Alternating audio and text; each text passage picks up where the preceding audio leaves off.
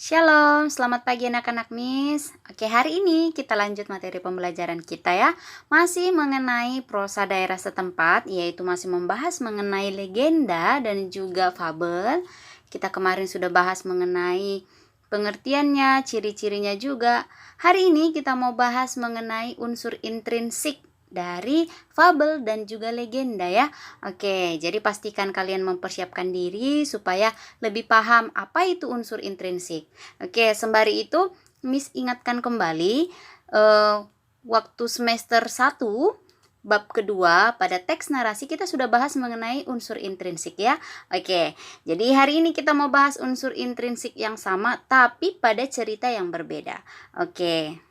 Baik, hari ini kita mau bahas mengenai unsur intrinsik fabel dan legenda. Oke, unsur intrinsik, kalau dikatakan unsur intrinsik ya, berarti unsur yang membangun sebuah cerita dari dalam. Artinya dari dalam cerita tersebut. Apa-apa saja unsur intrinsiknya?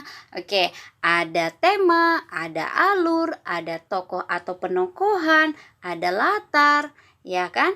Ada sudut pandang dan juga amanat. Oke, keenam poin inilah yang menjadi unsur intrinsik fabel dan legenda ya. Oke, kita mau bahas mengenai poin yang pertama, yaitu tema. Kalau dikatakan tema, tema itu adalah ide atau juga gagasan inti sebuah cerita. Oke, artinya kalau tema ini secara keseluruhan, ya kan, inti sebuah cerita itu mengenai apa? Itu dia. Jadi ingat, tema itu berbeda dengan judul ya. Kalau tema sudah mencakup judul, kalau judul tidak mencakup tema. Contoh temanya mengenai kehidupan hewan, ya kan? Atau erat dengan fabel.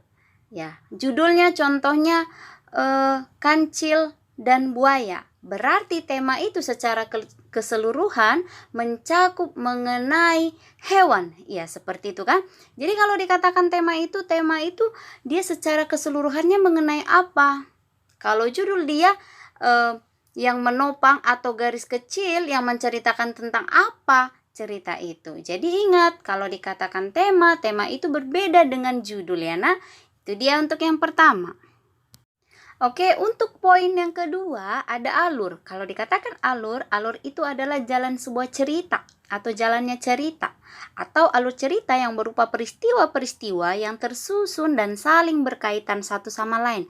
Artinya ada tahap-tahap terjadinya cerita, baik dari awal, pertengahan hingga akhirnya. Itu dia kalau alur. Alur itu dibagi 3. Yang pertama alur maju, yang kedua alur mundur, yang ketiga adalah alur campuran. Kalau dikatakan campuran berarti mencampur cerita yang beralur maju dan juga beralur mundur. Oke, kalau dia beralur maju, nah ceritanya berlanjut terus.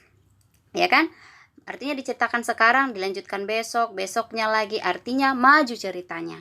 Sebaliknya kalau dikatakan alur mundur, ya kan, diceritakan pada zaman dahulunya, ya kan, baru diceritakan hari ini, ya kan, berlanjut.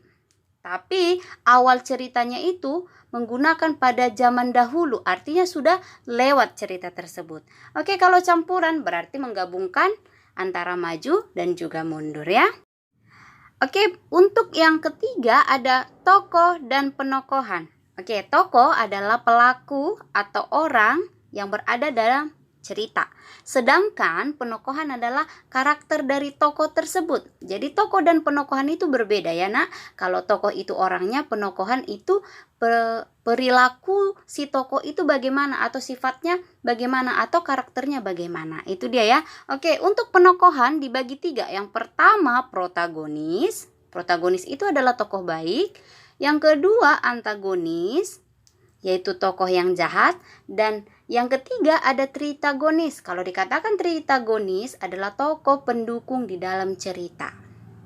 Oke, untuk yang keempat ada latar. Latar itu mencakup tempat, waktu, serta suasana yang menjadi latar belakang suatu cerita. Oke, latar itu ya karena dibagi 3, latar tempat, latar waktu, serta suasana. Tempat itu yang menyatakan tempat, waktu itu yang menyatakan waktu, dan suasana yang dirasakan. Artinya menjelaskan bagaimana suasana di dalam cerita. Itu dia untuk latar ya. Oke, ada poin yang kelima yaitu sudut pandang. Kalau dikatakan sudut pandang, yaitu posisi pengarang dalam cerita atau cara pengarang itu memposisikan diri atau si penulis memposisikan diri menggunakan sudut pandang yang bagaimana. Kalau pada cerita fabel dan legenda, seringlah digunakan sudut pandang orang ketiga. Kenapa? Karena menggunakan nama tokoh. Contohnya seperti apa? Contoh, si Tony, ya kan? Nama pada legenda. Si Siti, contohnya seperti itu. Kalau pada fabel Miss bagaimana? Contohnya si Kancil, si gajah atau si harimau. Jadi dia menggunakan nama tokoh. Jadi sudut pandang yang digunakan pada cerita fabel dan legenda yaitu sudut pandang orang yang ketiga, yaitu menggunakan nama tokoh ya. Oke, poin yang terakhir atau poin yang keenam, ada amanat. Kalau dikatakan amanat, yaitu pesan yang ingin disampaikan oleh pengarang sebuah cerita baik legenda maupun fabel. Artinya, amanat ini adalah pesan yang ingin disampaikan, yang diajarkan kepada orang yang membaca cerita tersebut. Jadi ketika kita membaca cerita fabel maupun legenda, ada pesan yang bisa kita ambil dari cerita tersebut. Artinya, pesan itu bisa secara lisan maupun tulisan ya. Oke, itu dia mengenai unsur intrinsik fabel dan legenda. Sudah Miss jelaskan tadi ke-6 poin unsur yang paling penting pada fabel dan legenda. Jadi kalian pahami materi tersebut supaya kalian lebih mengerti apa itu unsur intrinsik yang mencakup pada cerita legenda maupun fabel. Oke, jadi kalian catat materi ini, kalian pahami juga, dan tetap semangat, tetap rajin belajar, tetap mengerjakan tugas, dan tetap jaga kesehatan. Shalom.